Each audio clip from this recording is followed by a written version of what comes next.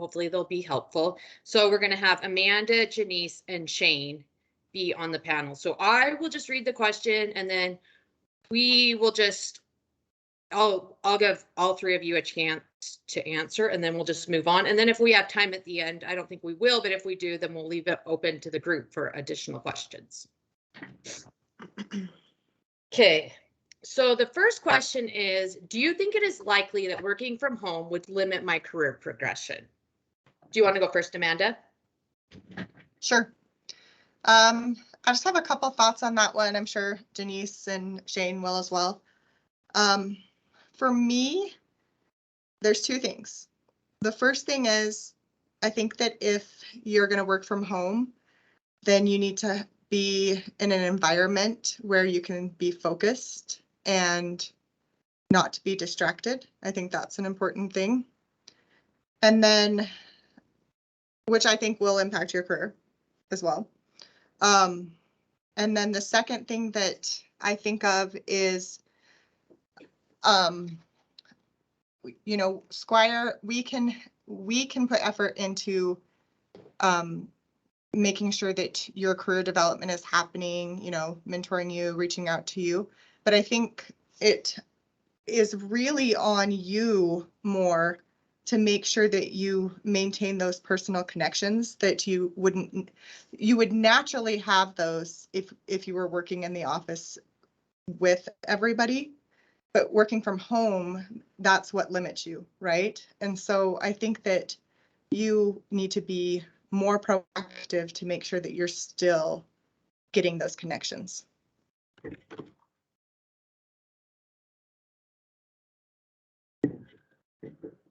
So Janice or Shane, I don't know what you want to add. In order. I actually was going to say part of what Amanda just said there at the end. I think the real limiting factor on where you work, wherever you work, is about owning your own career and, you know, your own opportunities. And so you have to be proactive to make sure you're checking in with the office, that you're attending meetings, that you have your camera on so people can see you. You know, if you're never seen, that's going to limit your career. And so you need to be seen, you need to make connections, you need to be reaching out. And I think a lot of times we're waiting for our supervisors to reach out, or a partner who's over us to be the one reaching out.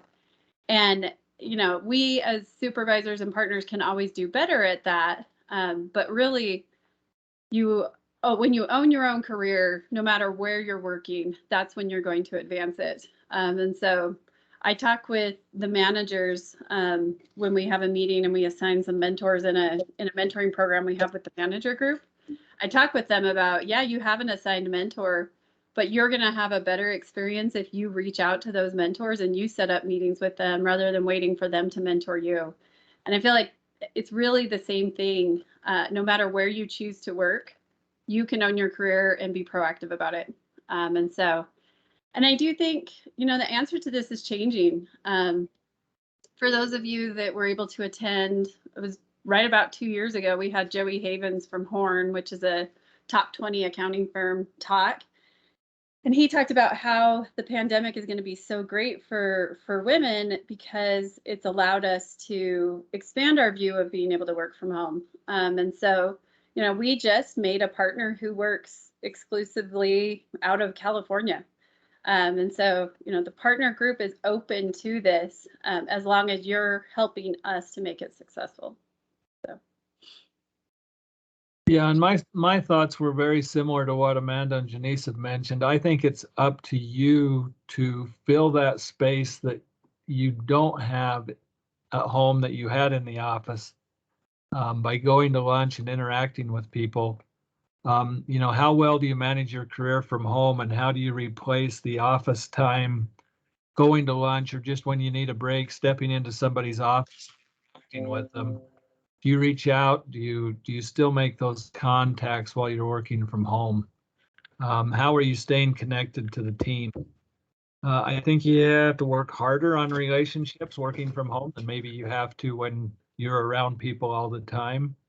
But similar to what Janice says, I think you need to take control of your career Not necessarily wait for the firm to find solutions or reach out to you, but to take the initiative to do that.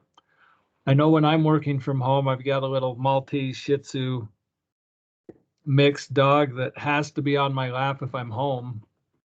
She's pretty good about sleeping while she's there, but you know, that's a distraction that I have to deal with when I'm working from home. So I'm usually in the office. But I think the firm is certainly open and supportive of working from home. So those of you that have chosen to do that, more power to you, and you have our support. But do what you need to reach out to fill those voids that you're missing. All right. The next question, and let's just keep that same order. Amanda, Janice, Shane. Oh, no. That's not fair.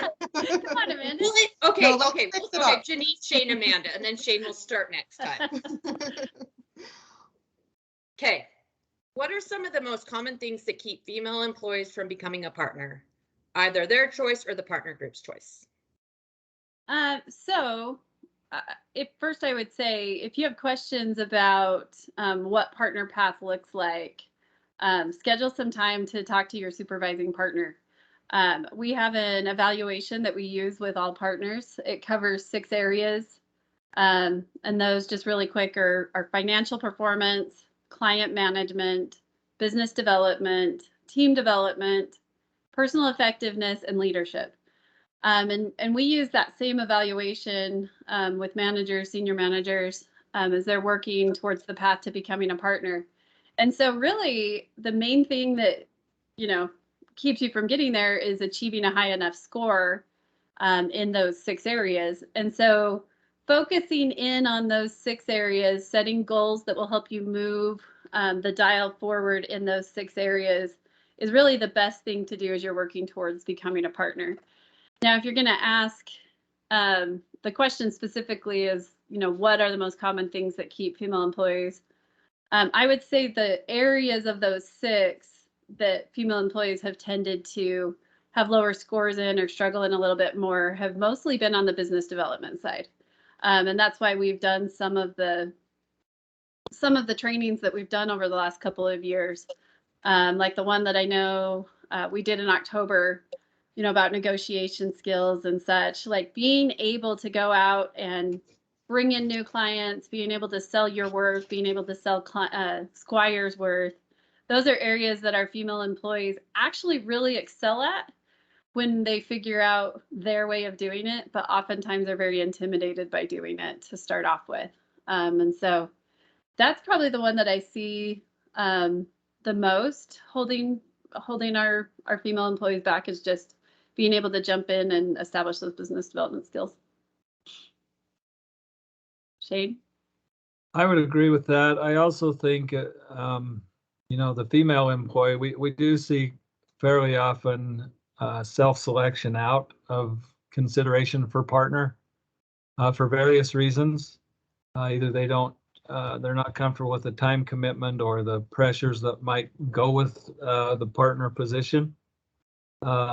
Also, from a partner group perspective, I think we've tried to address inherent and unconscious bias, but that's an ongoing thing that I think needs to be addressed. I don't feel like we have specific gender bias issues in our partner group, but we're all different. We all have different biases that need to be addressed. And I would just encourage you, if you feel like there are some biases with partners that you interact with, that you let them know and let us know, and we can work to address those. But I think self-selection, we've got some phenomenal female leaders in the firm that have chosen not to take that path at this point in their career. And so I think there's ongoing opportunity there.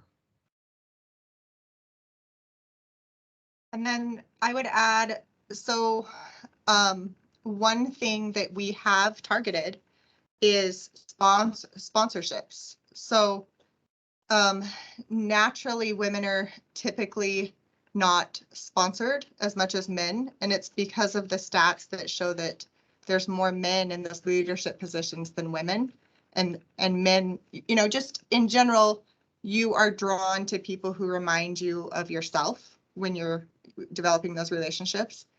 And so sometimes women get left out in that because the men leaders are more drawn to naturally sponsor male colleagues.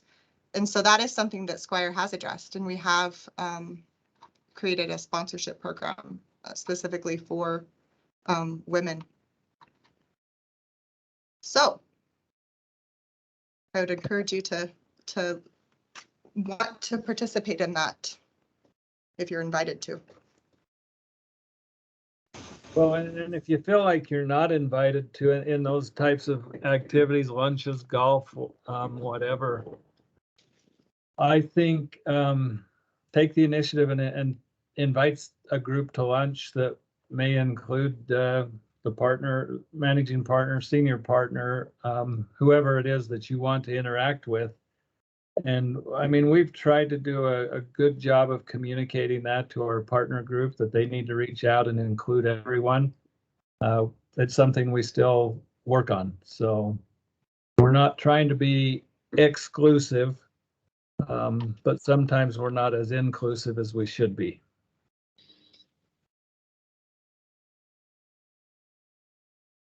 All right. How do you overcome imposter syndrome when it comes to promotions? For example, I will never be good enough, know enough, etc. to be a manager or partner. Shane, you're first this time. This one, I'm not sure I completely understand. I was made a partner 7 years after I started full-time with the firm. I wasn't good enough. I didn't know enough. But I was willing to take any job and accomplish, spend whatever time I needed to and just jump in and complete any task that was given to me. I've never been afraid to tell a client or a coworker that I don't know the answer. I know there's great people that I work with and associate with or other professionals in the community that I can reach out to.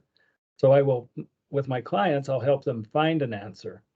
So I don't think you have to know everything. And I think every one of you know enough or will know enough after a few years of experience and be good enough. So I think it's just a mindset change and think of the positive. You are good enough. You do know, you will know enough, and just work hard to learn as much as you can. So when I think about this, I think about what I feel like helps me, and that is surrounding myself with people who believe in me. So like before I became a partner, I had a really good group surrounding me that was like, you're going to be a partner, like you're awesome. So I had Janice was one of them. Janice, Ray Chipman, Shane was one of them. Tim Larson, Dwayne, like I just had a good group of people surrounding me that believed in me and were able to tell me why, the why as to, why I would be a partner and why I deserve to be a partner. So surround yourself with those type of people that will lift you up.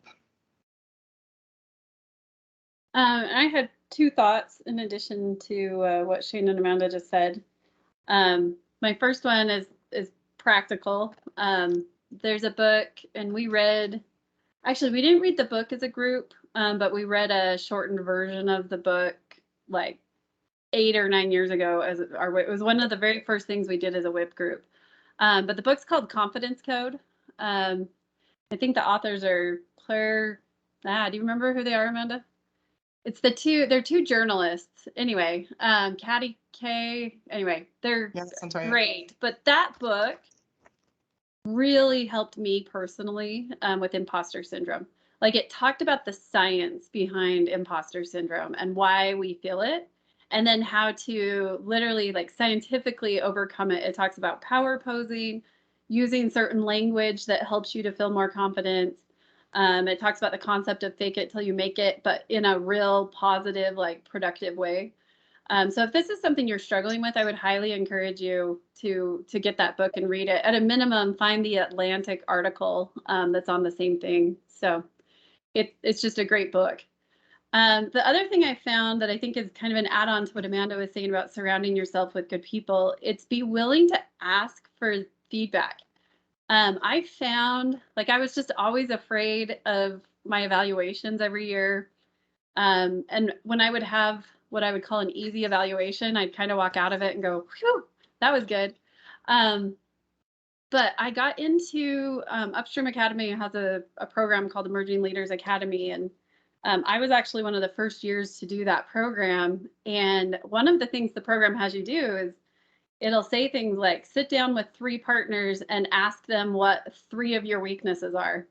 And Shane was actually my guide during that. And he can tell you at first I was like, I don't know if I want to do that. But as I started asking for that, I actually started finding that, yeah, while they could tell me some things that were weaknesses, I started hearing more and more the good things I was doing. And the more I heard the things that I was doing, the more I could act on those and keep doing them. And it kept reinforcing the positive things that I was doing. So be willing to ask for feedback. Don't just kind of wait for it. I think we tend to want to avoid pain, so we don't ask for it sometimes, and it's not usually as painful as we think it's going to be.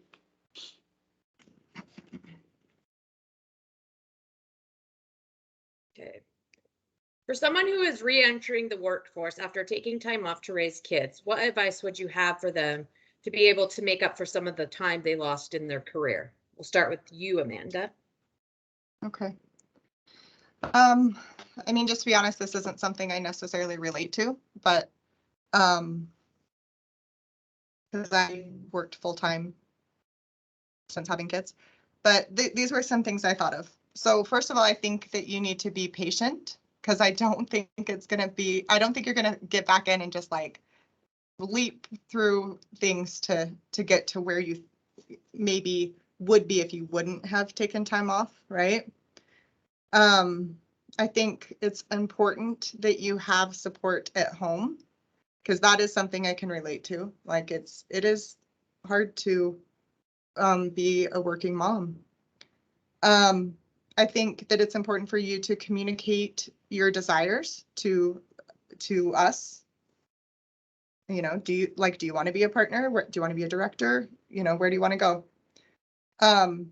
Obviously, you'd get up to date on your training, and then ask for feedback along the way.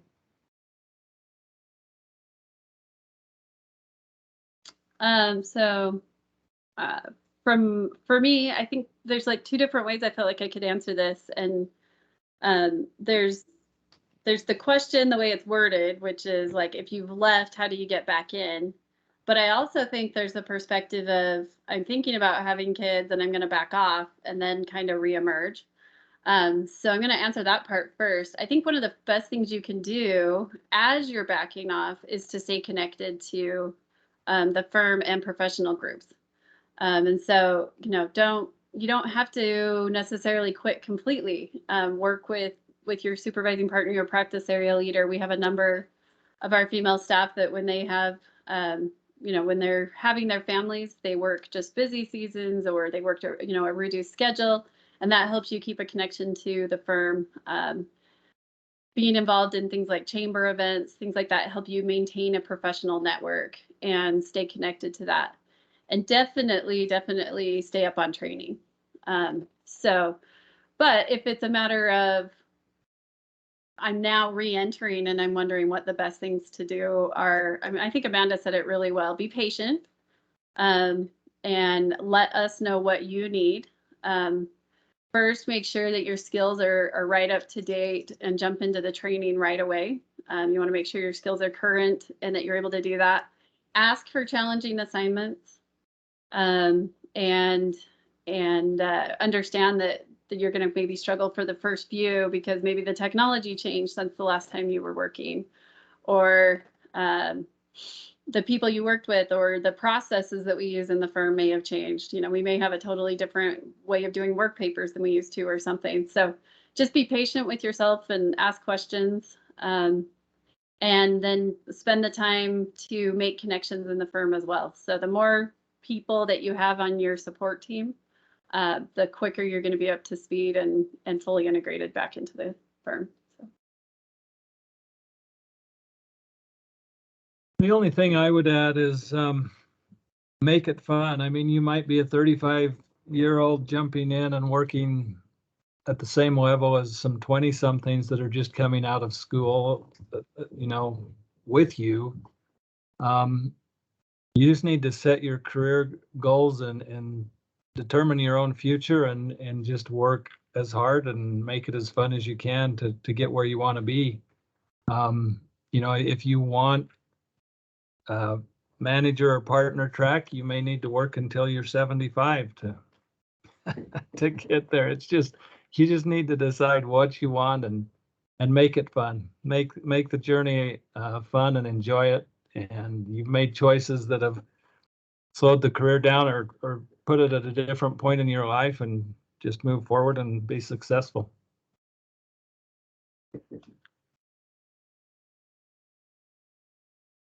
All right. I hope nobody has to work till they're 75, though. That sounds awful. 75 is not too far away, Jenny. We're all gonna have to. Don't you get your statements from the Social Security? Social Security. Oh, I can't. Okay. For employees at all levels, paraprofessional, professionals, and admin that want to be promoted to a supervisor, manager, etc., is there a detailed path of skills and courses that they should be acquiring, completing in order to meet the expectations of knowledge and experience? So Janice, we'll start with you. Okay. So we do have a path for paraprofessionals that we rolled out, and I might actually ask Tani to jump in on this, but I think we rolled it out like 2 or 3 years ago.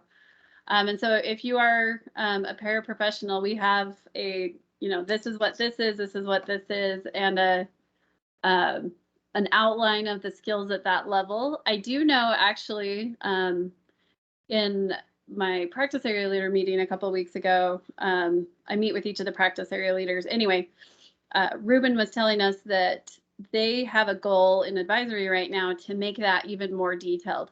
And so if you are wanting to participate in the feedback on that, I would reach out and ask, you know, to participate on that. But we do have a path for those skills. For what I would call more like CPA track, we haven't always found the right word on some of that, but because I don't necessarily love the word professional track, because I think we're all professionals no matter what we do in the firm. So more of like the traditional accounting track. You don't even necessarily have to be a CPA. That's why it's not the perfect word. But for that one, we have a matrix. And I think that, Tani, you'll have to tell me where we give it out. And I think it's an ADP and evaluation process at least.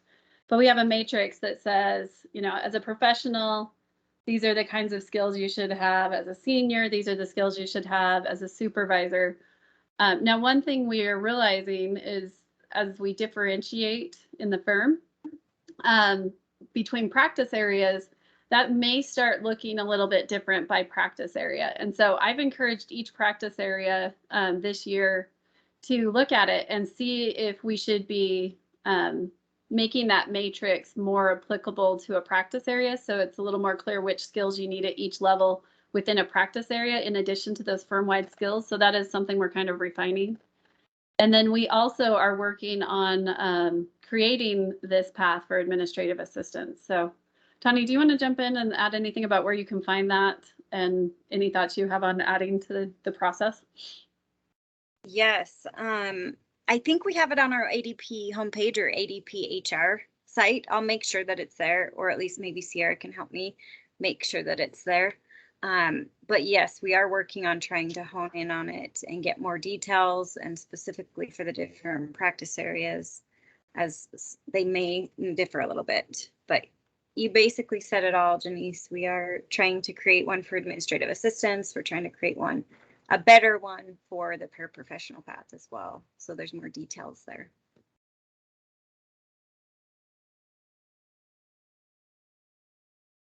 I'm glad to hear, Janice, that we're working on with the practice areas. The tax practice area has a training schedule for the first 4 or 5 years, which is helpful, but it doesn't specify, it doesn't provide a checklist for other skills that need to be grabbed. So that'd be nice to have, I think.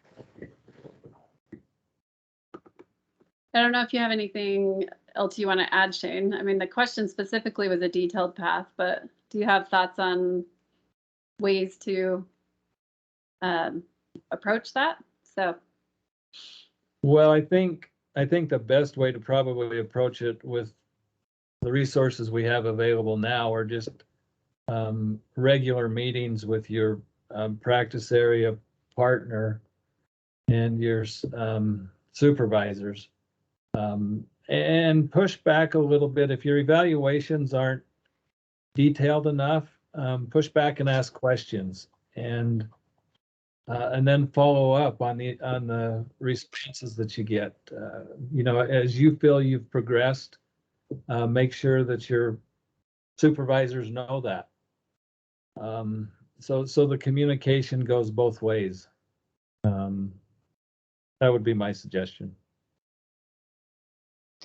So I was glad that Janice took that one on first, but just like high level thinking about it, I feel like those employees that take ownership and are willing and able to have that attitude with their client work. So meaning ownership, meaning like they care that the deadline's met and they're going to make sure it's met, and they're not just kind of passing the buck off to the manager or whatever. I feel like that's a really good way to progress fast. I feel like the people who take that ownership move quicker.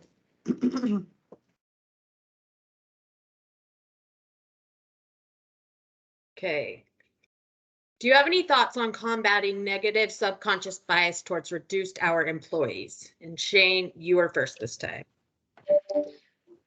I would encourage you to be proactive as you notice or feel that there are some biases that are being exhibited. Address those with your supervisor, address those with your practice area leader, and make sure that those are communicated upline to HR and to Janice so that those can be addressed. I think we all would like to say that we don't have bias against reduced hours, but I think sometimes in practice and in the actions, it appears that we do, and I think those issues need to be addressed as they come up. I don't really have anything to add. And I would just say, reiterate what Shane said, communicate about it if you're feeling it. And I certainly don't want my next statement to sound like I think we don't have a problem.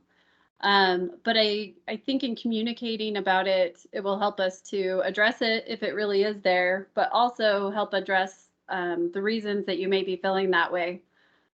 We've made huge strides in that. And if you really step back and look at, you look at the 3 female partners that we do have, Megan and myself both worked significant number of years at reduced hours. And so, we have a history of employees who have worked reduced hours becoming partners and having significant leadership positions. And so sometimes it's just being able to openly talk about what it is, because I think most of the times when we have something like this, it comes from an assumption. So sometimes there's an automatic assumption that if you're working reduced hours, that might mean that you don't want to be on partner track. But if you are openly stating that and you're setting goals, working towards it, quite honestly, we're at a size that most people actually, obviously the people right around you know what your hours are and what that means for you specifically, but the rest of the firm, we're not all necessarily even aware of who's part-time and who's full-time anyway.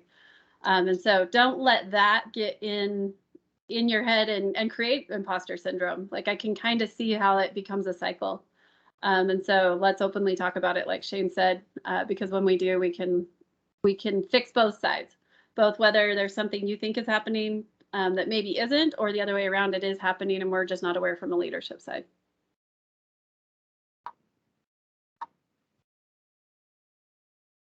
Okay. What advice do you have for a brand new female employee, Amanda? Okay, this is what I tell everybody. What I wish I would have done is I wish I would have dived into networking from the very beginning. I feel like I thought that I needed to really tackle like the technical side first, which is important. And I think that's also something you should work on. I mean, clearly that's what you're working on when you start, but don't let that networking side not happen. So the sooner you start, the bigger your network will be. And also you'll be way more comfortable with it too. So I always tell people that. And I mean, things as simple as keeping in touch with the people that you went to college with, like that kind of goes away in a couple of years. So if you can start that from the beginning of your career, it's a good way, it's a good thing base to build on, because most of those people are not going to be working in a CPA firm. Most of them will leave, right?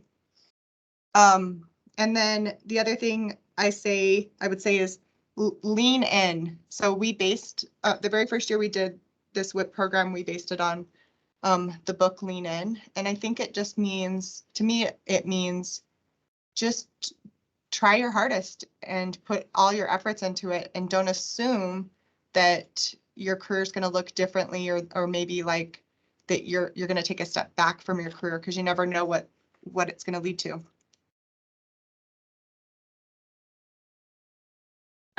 For me, the best advice I got really early on was from Tim Larson, who was my first supervising partner.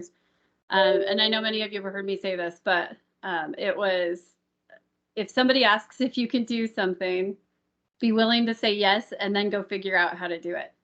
And at first that scared me to death. And then I realized that one of the amazing parts about working for a firm, you know, I mean, we all ask ourselves at some point, like, oh, could I just do this on my own? And I have clearly come to the conclusion I don't want to ever do it on my own for this exact reason, because I can say, yes, I can do that. And then I can come back and I have 168 people who can help me figure out how to do that. And quite likely somebody already knows how and can either do it, you know, for me. I can play the quarterback and hand the ball off, or they can train me on how to do it. And so that's actually part of my advice for overcoming imposter syndrome, is just be willing to say yes and then figure out how to do it. One of the best skills that you can develop is figuring out how to do things.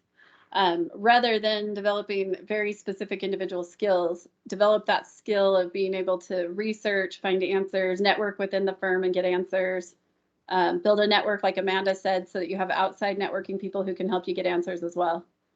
So I think taking that attitude will help you own your career from day one.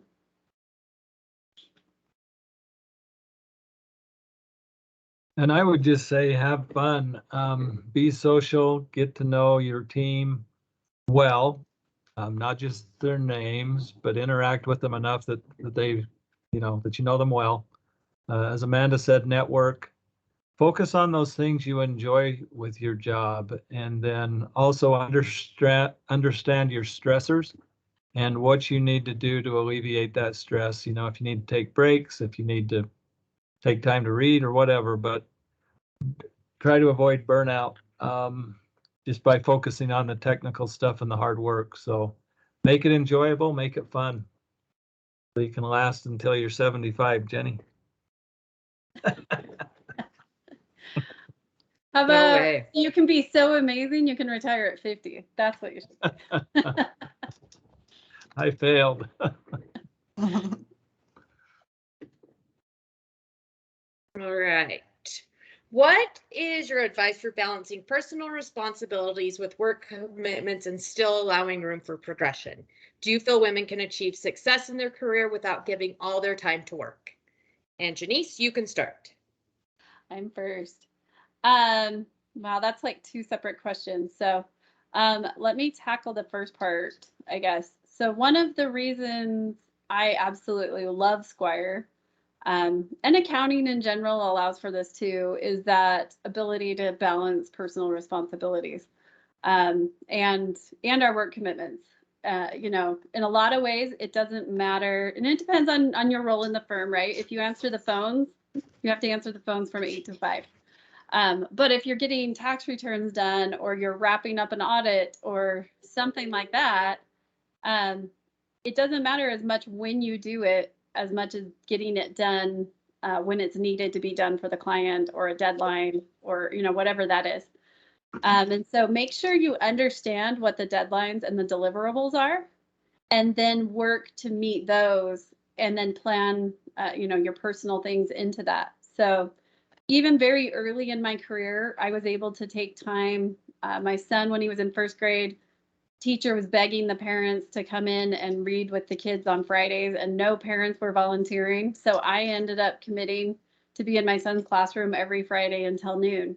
And I was able to do that and still get my hours in, because I just adjusted when I worked those hours. And I, in a lot of ways, felt like I was able to go on more field trips with my kids. I've never missed soccer games or play performances or any of those types of things because of the flexibility that Squire allows me. It does require that I plan and that I understand what my deliverables and my commitments are, but you're able to do that. One of the things that Shane just talked about, though, is burnout. Be careful. Tanya and I were talking to Craig Manning about this last week.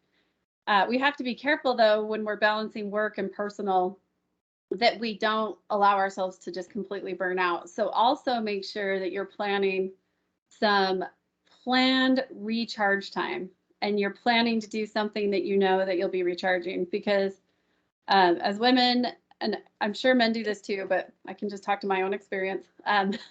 We just run from one commitment to the next commitment. So, and especially when we're working remotely and hybrid, it's really easy to just feel like you're working all the time. You know, you're at work, you're taking care of a kid, you're back at your desk working again, then you're going and changing the laundry, and then you're back at your desk, and then you're checking on dinner, and then all of a sudden it's midnight and you feel like you've worked since 8 a.m.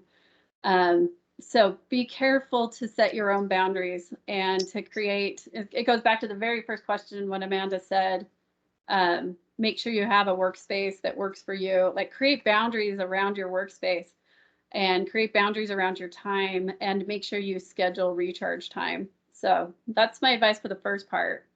But do I feel that women can achieve success in their career without giving all their time to work? Yes. I mean, that's the simple answer, is yes. I think it comes down to scheduling it, making it a priority.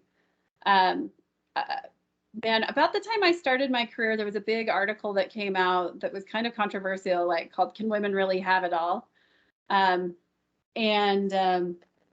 started following this Twitter account called "The Man Who Has It All." And this Twitter account takes real headlines about women and flips it as to if it was a man. I actually find it quite humorous. But the idea is none of us can have it all, whether we're male or female. None of us can have it all. So we have to define what it is we want. But you can have a successful work career and a successful personal career.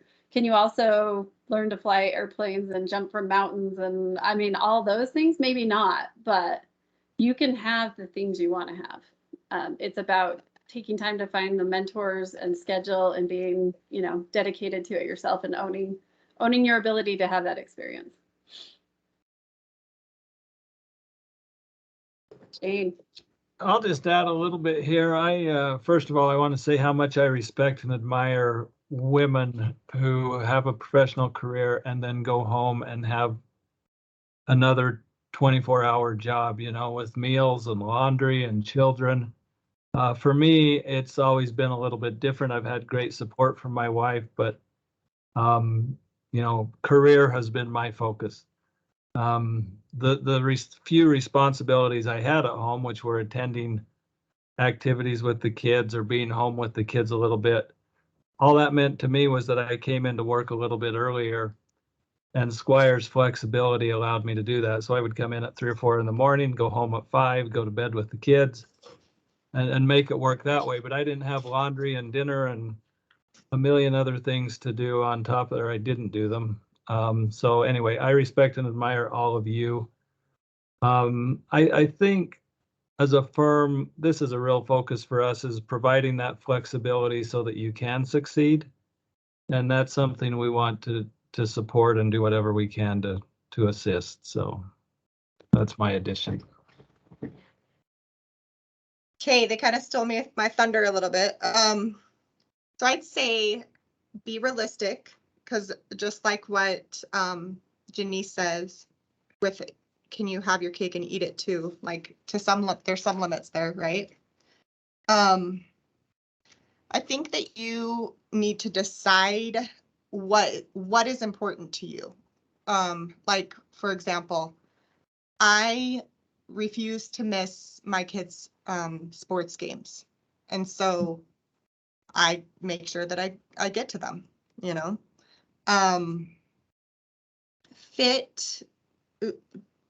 Fit your work into how it works best for your family life. And so most of you probably don't know. Shane knows, because I think Shane, I don't know if you're on the morning crew anymore. Shane, are you on the morning crew? But a little later than I used to be, but but I usually get here at 5:30 in the morning during this time of year. But what that does is I leave at 5:30, and that gets me home at 6. And my kids are not impacted by that, because that's what time I get home every day, regardless of if I'm busy, right? So my kids are sleeping when I'm working extra hours. So find that balance for you. I know that isn't for everybody, but find something that fits with your family. And then be disciplined with your time. I think that was to answer that last part. Do you feel women can achieve success in their career without giving all their time to work? I think you just have to be disciplined and make sure that you're advocating for both your career and what you want out of your personal life.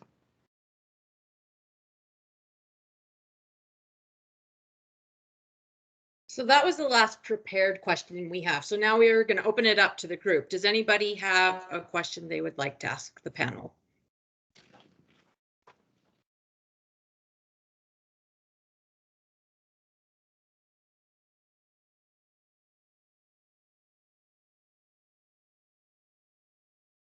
Anyone? All right. Then can each of you just give some of your best advice to help women succeed, or what, just some final thoughts, and we'll start with Shane. thank you, Jenny. You're so welcome. My final thoughts would just be, enjoy what you're doing, make it work with everything else you have going on. You can be whatever you want to be in the firm as far as career goes. Look for sponsors and advocates that can help you continue to grow and advance. The sponsorship program that we have here in the WIP group has been great. We're always looking to improve. It's a great opportunity if you want to apply as we move forward. Gives you an opportunity to interact with other leaders in the firm, and they become your advocates, and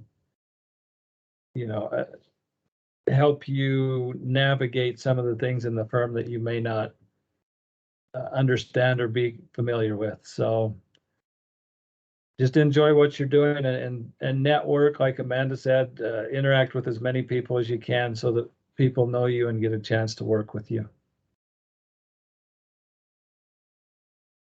Okay, this is what I wrote down. Network. So I would say that applies both within Squire and outside of Squire. Get a sponsor. I'm totally mimicking Shane. We're on the same page. Be sure to communicate what you want to your supervisor, and surround yourself with people who will lift you up. And I think that could be both above you and below you. Okay, Denise, send us out. Yeah, Shane, when you were like, thanks a lot, I'm like, I think last is worse.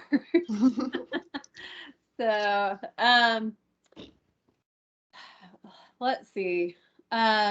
Especially because they both said great things and what I would say, but I really think it really is about owning your career. And Amanda referred to lean in before. There's a chapter in that book called Sit at the Table. And that's kind of been a metaphor for me a lot during my career. And I had an experience a number of years ago where I walked into the boardroom in the Orem office. And for those of you that have been there, you know that there's this big table. And it's a little imposing actually, but I walked into this meeting and I was a little bit early, not super early, but a little bit. And the only people who had arrived already were women. And they had taken the chairs around the edge of the room. And nobody was sitting at the table. And I just thought, you guys are early. Why are you taking why are you taking the cheap seat? So I sat at the table and I didn't really think that much about it. And then the men showed up on time or a little bit late. They filled in the seats at the table. And afterwards, we were actually having it was like our peer review exit conference. So afterwards, one of the peer reviewers grabbed me, and then Tim Larson was the managing partner at the time, was standing there as well. And they said, did you notice you were the only woman to sit at the table, even though all the women came first? And I was like, well, kind of. And they're like, we just want to say how impressive that is.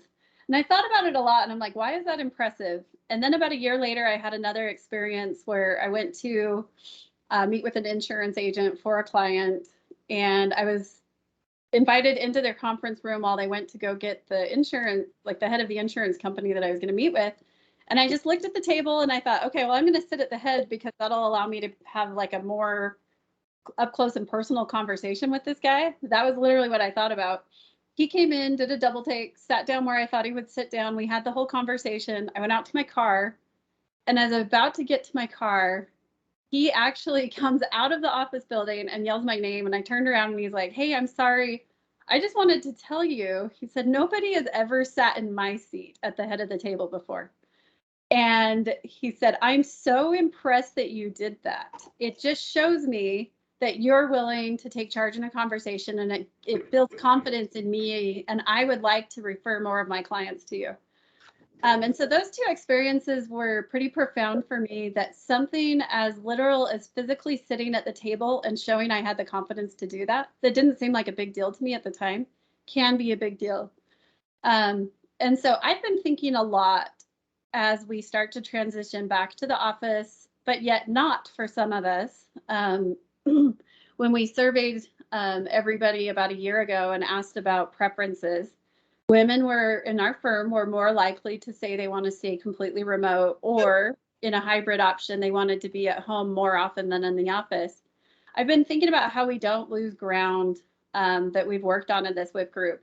How do we make sure we keep your connections with the firm? How do we find that virtual table for each of us? And what does that mean in a new world? How do we take our seat at the table? So I guess my advice to you is to take some time to think about that. What does it mean for you to sit at the virtual table? And I'd love for you to share those ideas with me, because I really am trying to come up with, what does it mean? How do we have good hybrid meetings? How do we continue to have meetings like in a practice area, and make sure that those who are remote, or we're across multiple offices, or we have any of those types of situations, everybody has an equal experience. And I would love to hear your thoughts on that, because I certainly don't have all of the answers myself.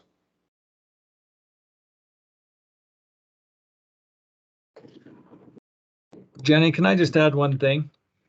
Yes, please. Just something that Craig Manning talked about last week was bring good energy. Surround yourself with people that are giving off positive energy rather than negative, because it'll help lift you up and help you enjoy what you're doing and be happy. If you're not participating with Craig Manning, I would encourage you to try to do that.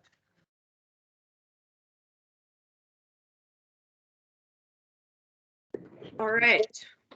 Well, thank you, Amanda, Shane, and Janice. This has been great, and I hope it's been helpful for everyone. And thank you so much to Sierra for planning this. We're so lucky to have her in our group. She does so much, and we're just so grateful for her. So have a great day. Thanks, everyone. Thank you. Thank you. Thank you. Thank Thanks, you. everyone. Thanks.